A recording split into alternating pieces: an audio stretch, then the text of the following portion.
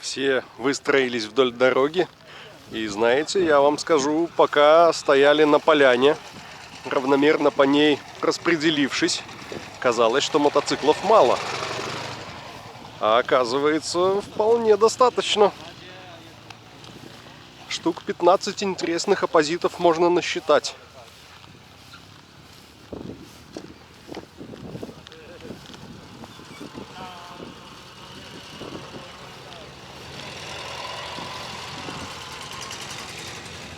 Моя Honda остается в лагере, ну а я напросился в коляску такого шикарного Днепра с двигателем BMW. Знакомьтесь, пан Петр.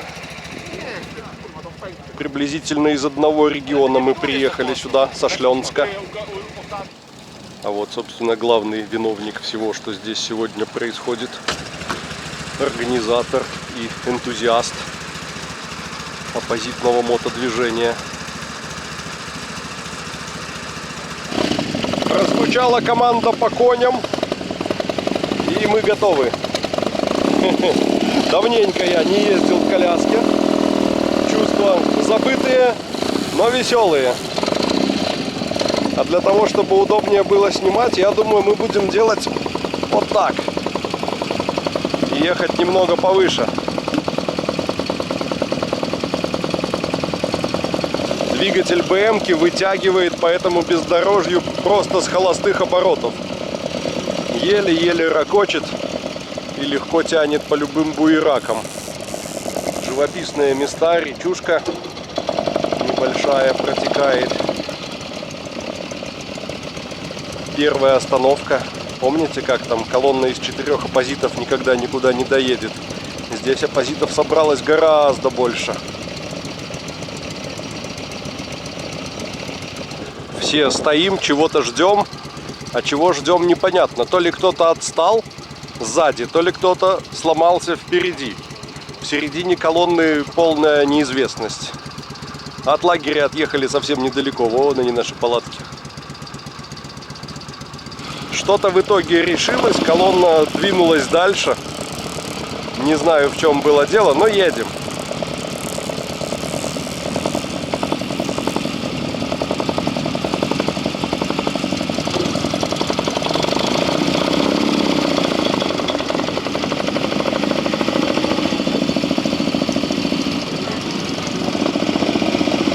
Рыбаки в значительной степени удивлены такой активностью вдоль реки.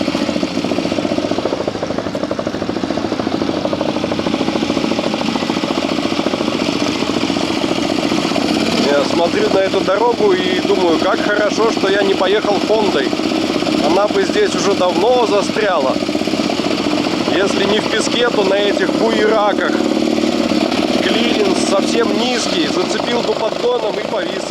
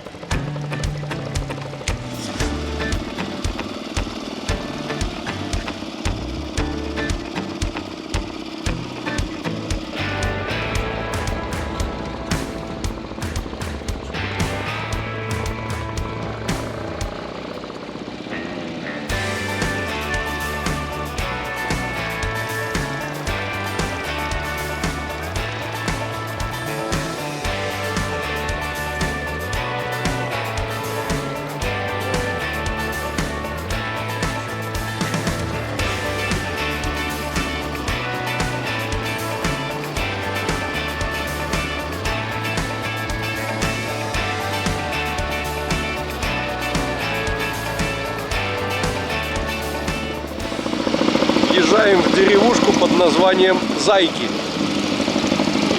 Я так еду, смотрю по обочинам, а здесь практически Беларусь. Западная ее часть. Гродно, Брест. Оно и неудивительно. Ведь отсюда до границы меньше 100 километров. Лесопилочка какая-то небольшая.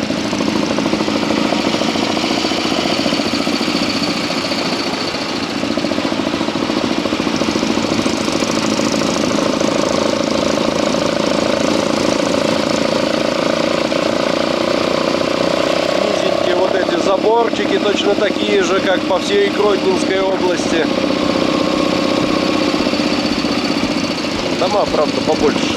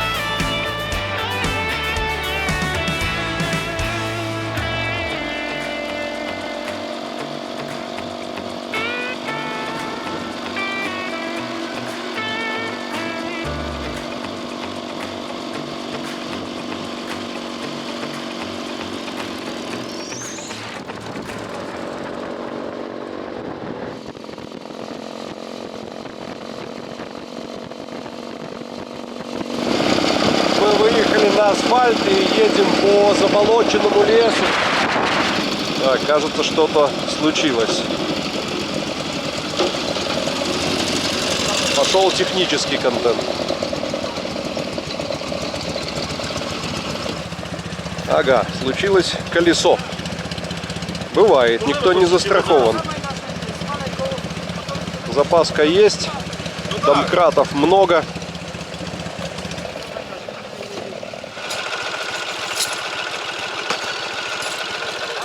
Работают все как в Формуле 1. Кто-то снимает колесо, кто-то несет запаску.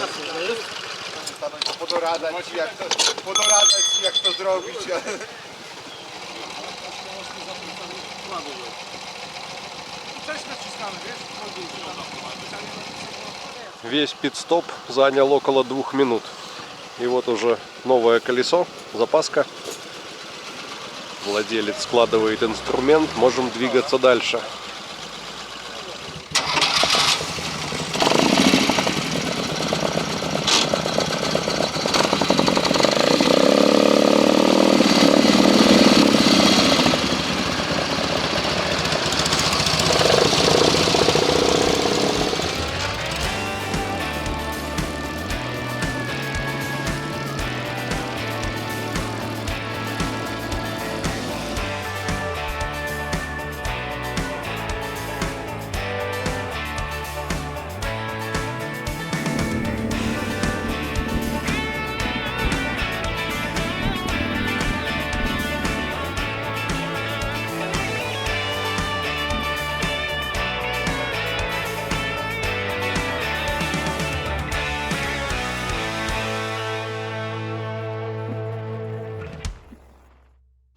Первый чекпоинт на маршруте колонны.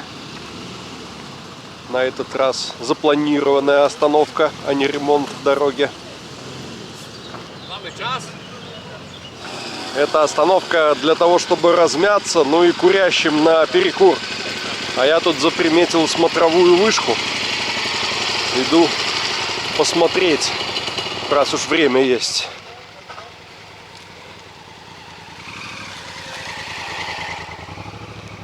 Не сорить, цветы не рвать, огонь не жечь. Довольно крепкая деревянная конструкция. Поскрипывают ступеньки, но еще держат. О, класс! Есть где посидеть, посмотреть на луг. Это даже не поле, оно не обработанное, просто трава. Луг. Ну и подзаболоченный такой участок, возможно, какой-то родник здесь бьет.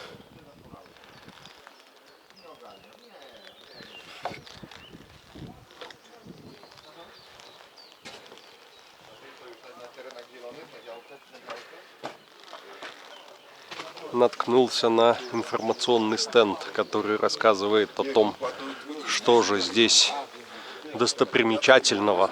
И это бебжанские сенокосы, по сути, да, луга, где заготавливают сено на корм. Мне кажется, мотоциклов стало значительно больше, чем было в палаточном лагере. Где-то к нам присоединились еще ребята, именно в пробег.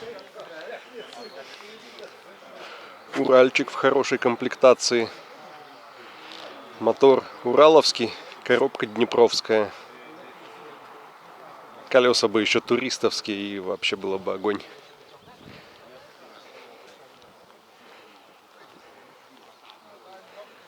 Suzuki Vestrom.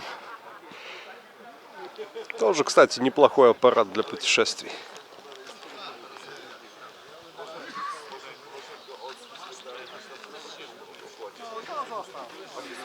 А вот какая любопытная штука. BMW с коляской, если не ошибаюсь, Velorex. Явовский Velorex Люкс с высоким багажником. Есть для него еще такой тент, который полностью закрывает место пассажира.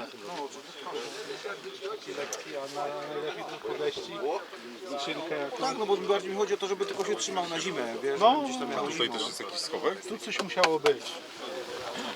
Очень интересные приметил крепления коляски. Надо взять на вооружение такую систему. Видите, это по сути хомут, который охватывает трубу рамы. Никакой сварки, и в любой момент можно вернуть раму в заводское состояние.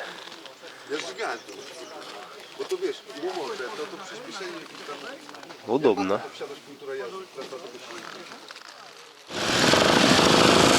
Продолжаем движение.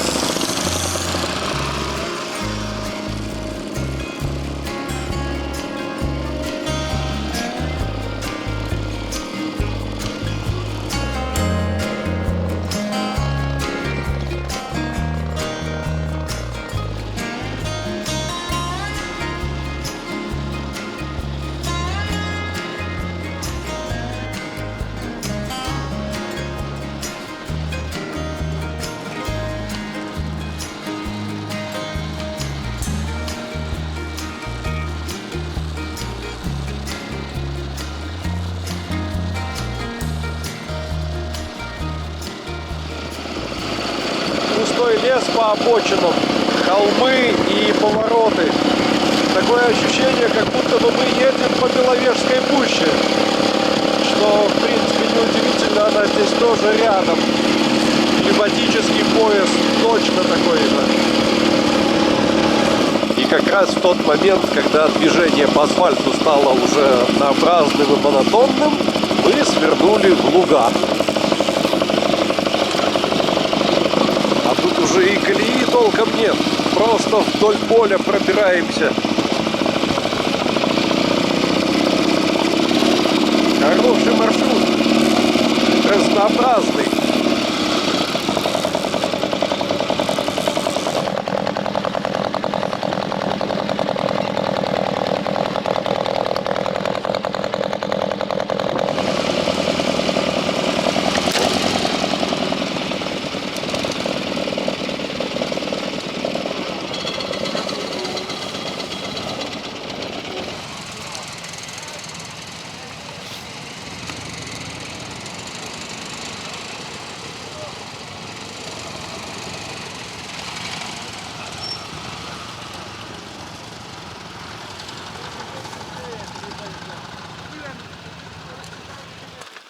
Здесь у нас, кажется, запланирована пешая прогулка с осмотром достопримечательностей. Bunkry są takie trochę porozwalane i trzeba zachować ostrożność, żeby nikomu się nie stało. Zasady BHP. Bo starosta nas tutaj utłucze. Да, мы приехали на парковку рядом с этими бункерами. Крепость Осовец. И сейчас профессиональный проводник по этим местам ведет нас организованной толпой на экскурсию. Przyjechaliście Państwo do twierdzy Osowiec, a właściwie do tego, co z niej zostało. Co to było za miejsce? Oczywiście był tu zabór rosyjski, Rosjanie szykowali się przeciwko uderzeniu niemieckiemu. Skąd to uderzenie miało nadejść? Gdybyście Państwo pojechali tą drogą 65 dalej na północ, tam mamy taką miejscowość Prostki za Grajewem i tam zaczynały się Prusy Wschodnie, tak? Czyli twierdza Osowiec, jej rola taktyczna była zatrzymanie Niemców idących z Prus Wschodnich na Białystok, bo to był ważny węzeł komunikacyjny. Stamtąd można było się dostać do Brześcia Litewskiego, a stamtąd już właściwie do każdego miejsca w Rosji. Со слов нашего экскурсовода попытаюсь пересказать. Форты эти строились в конце 19 века, еще перед Первой мировой войной, и представляли собой кирпичные укрепления для артиллерийских расчетов. Тогда здесь проходила граница Российской империи и Пруссии. И эти форты должны были сдерживать наступление немцев. Затем уже во время Второй мировой их укрепили бетоном и использовали немцы во время наступления советской армии. Многие форты сейчас разрушены, в руинах, но оказывается виноваты в этом не боевые действия. Во время разминирования после войны, вплоть до 70-х годов, сюда свозили боеприпасы и здесь их подрывали. Ну, естественно, одновременно происходило разрушение этих фортов. Две бойницы смотрят в направлении моста через реку. Одна, судя по всему, пулеметная, а вторая побольше под орудие, под пушку. И вот что интересно, не так далеко отсюда катались мы с ребятами вокруг озера Нарочи. Там тоже стоят форты времен Первой мировой. Пробираемся здесь по траве и кустам. Гляньте, сколько подняли мошкары. Я уже отвык от нее. Оказывается, по этому форту когда-то стреляли немцы из большой берты. Была у них такая супер мощная пушка. Но ни разу не попали. Все выстрелы попали в земляные валы. Поднялись мы на вершину одного из бункеров форта. Здесь вот какая установка была серьезная. Поднимающаяся гаубица.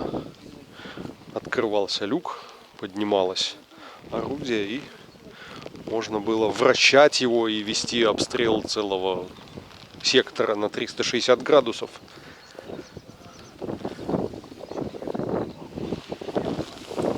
Сколько металла. Ну и, пожалуй, сама крепость Осовец и прилегающая местность известна в первую очередь применением здесь немцами химического оружия, хлора. Первая газовая атака против российской армии. Наверное, многие про это слышали, видели фильмы в Ютубе. Вот это все происходило приблизительно здесь. Из интересного тут экскурсовод рассказал, что очень многие гибли из-за того, что от воздействия хлора начинало жечь глаза, лицо, и хотелось смыть все это водой. А вода всегда в низинах, всякие ручьи, болотца, и когда люди туда спускались, хлор заполнял эти низины, и там концентрация была выше, и pogibali. Proszę sobie wyobrazić, tak kombinowali, że droga manewrowa, która tutaj była, bo te wały zostały porozbierane, to na przykład na drodze manewrowej nie było tak, że schron do schronu strzelał, tylko było pod kątem wszystko poustawiane i w pewnym momencie był ogień krzyżowy i to przeciwnik wchodził. I pójdziemy sobie tam, przepraszam. Kto tam chce, niech sobie podejdzie.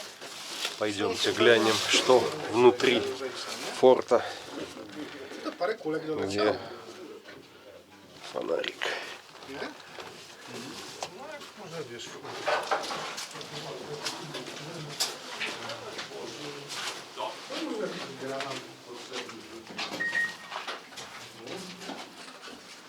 Судя по наскальной живописи, многие годы здесь заправляла молодежь.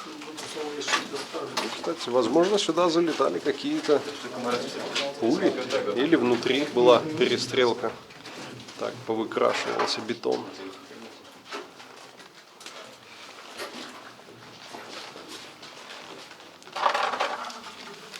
А вот тут любопытно. Спуск в подвал бункера.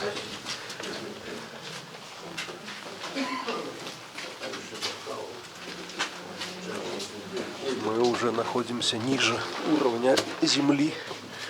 Сюда свет попадает только сверху. Здесь был обвал. Дальше не пойду во избежание.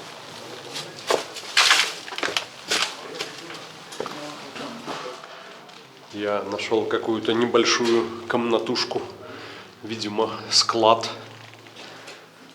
А может, здесь жили люди. Кровати какие-нибудь стояли, не знаю. Ржавые металлические балки.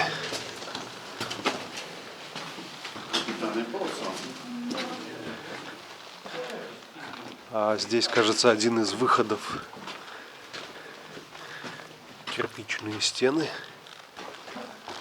А вот потолок уже бетон.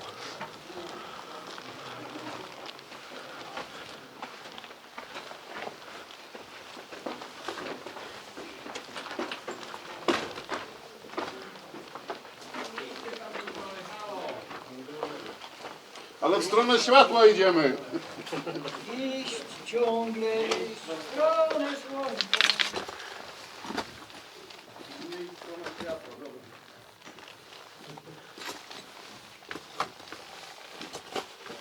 Жаль, фонаря мощного нет.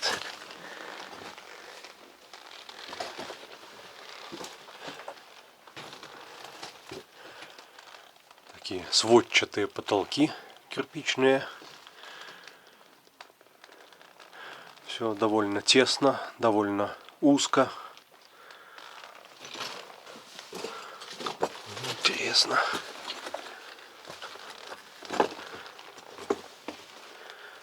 Откуда здесь столько кирпича на полу?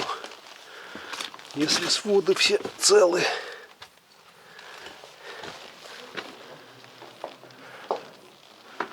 О, там наверху еще один ярус.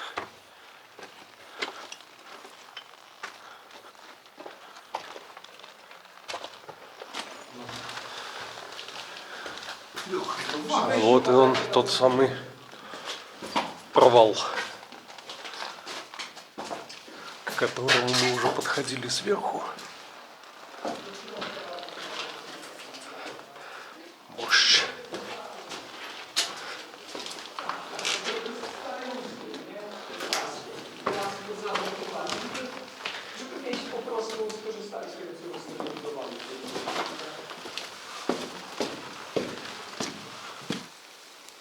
А над бункером груша растет. Дичка, наверное. Ну, гляньте только, сколько плодов будет. Я вот думаю, сколько же денег, средств и труда люди вбухивали в войну. Бетон, кирпич, металл, снаряд, оружие, силы, время. Сделали мы круг по форту. Услышали много интересных историй. Ну и сейчас возвращаемся к мотоциклам. Гляньте, сколько здесь сирени. Все просто в зарослях. Жаль, уже отцветает. Вернулись мы к мотоциклам. Все запускаются, прогреваются. И отсюда двигаемся в направлении обеда. Говорят, нас где-то еще и покормят.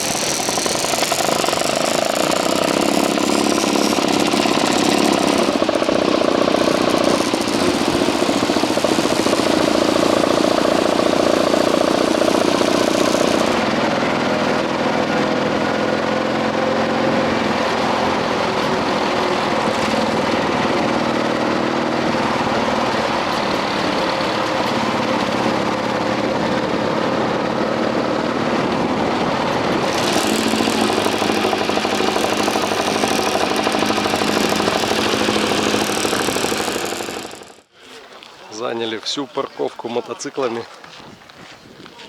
и идем в кафе.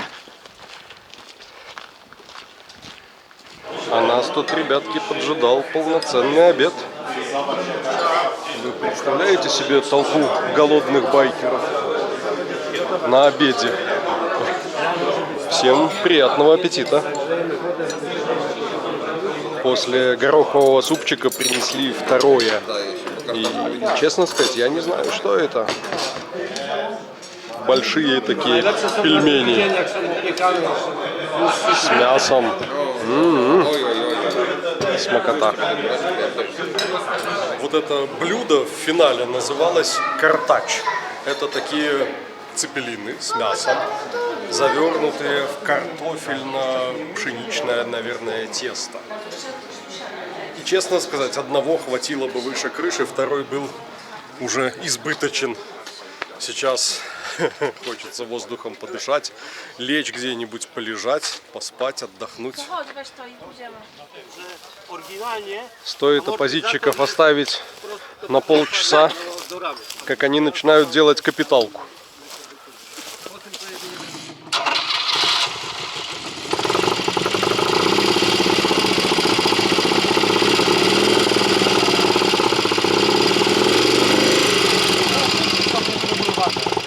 Как видите, ребят, двигатель от BMW это не панацея, с ним все равно надо возиться. Оппозит остается оппозитом. То у него перебои, то он чихает, то стреляет.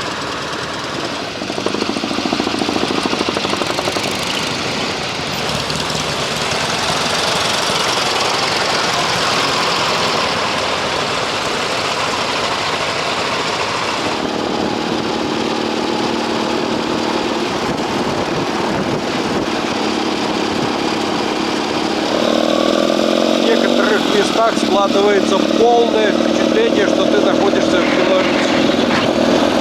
Настолько все похоже в плане архитектуры, в плане дорог, даже скверы, парки и детские площадки похожи.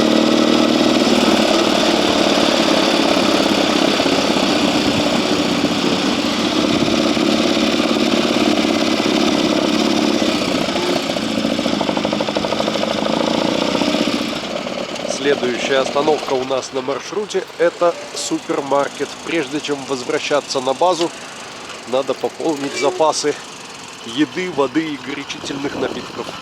Сам процесс закупов в магазине оставим за кадром, но покажу вам, какое пиво нашел. Самое легкое, что было в магазине – Лех Изи. 4,2% алкоголя. В последнее время все больше пива встречаю 5,5-6%. И, по-моему, это слишком крепко. Пиво должно быть легкое, утоляющее жажду. Как квас, только чуть-чуть алкогольный. Вот, мне кажется, это как раз то, что надо.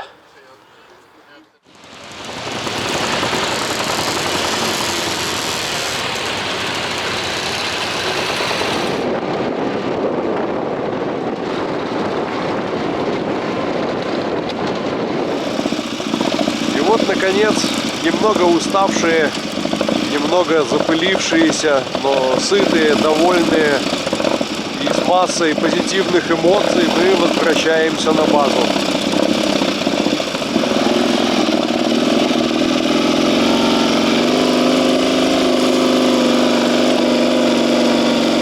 Ай, как хорошо, легко BMW с приводом идет.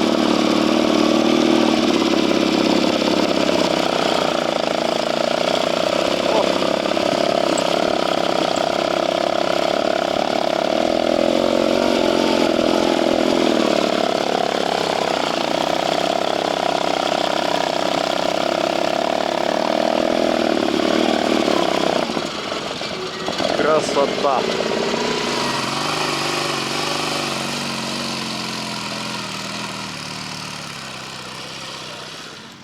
Где тут моя хондочка? Стоит. Хорошо, что она не ездила в этот песок. Завтра ей еще выбираться отсюда. О, все какое пыльное. Солнышко клонится к закату. Оппозитчики сели в кружок у костра. Обсуждают свои оппозитные темы. Ремонты, модернизации, планы на лето.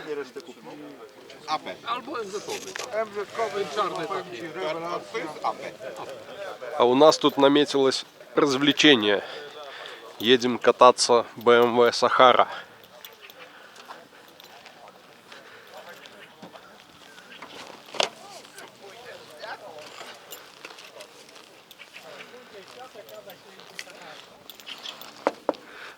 Пластик. Тут такой кикстартер интересный. Обалдеть, как она подхватила. Просто не то что даже с полоборота, с четверти.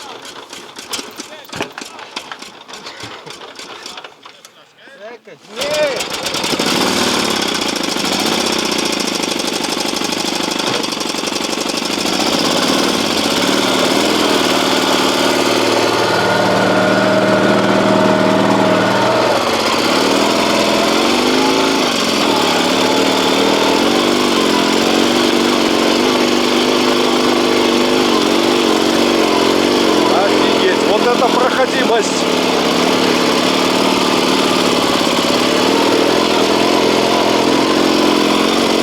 Здесь сегодня и Уралы, и Днепры вязли.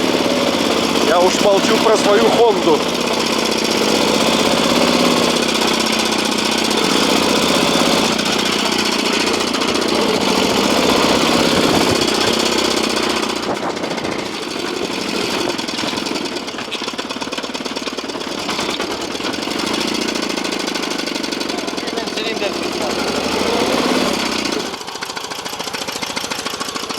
Ну что, братцы, пробуем.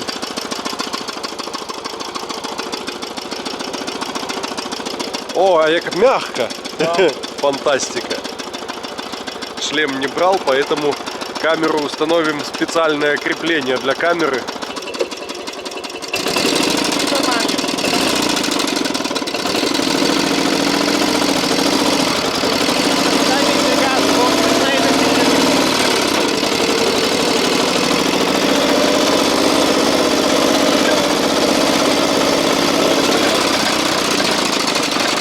Ехать с камерой просто невозможно. Но у нас полевой ремонт.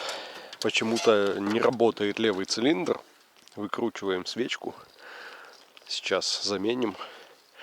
А свет какой! Заходящее солнце. Любимое время фотографов. На ужин ребята нажарили колбасок с лучком. Очень вкусно, питательно. А главное горячее, поскольку холодно, надо греться. Стемнело, комары исчезли, и включилась музыкальная программа этого слета. Слышите? Соловей. Целую ночь здесь поет.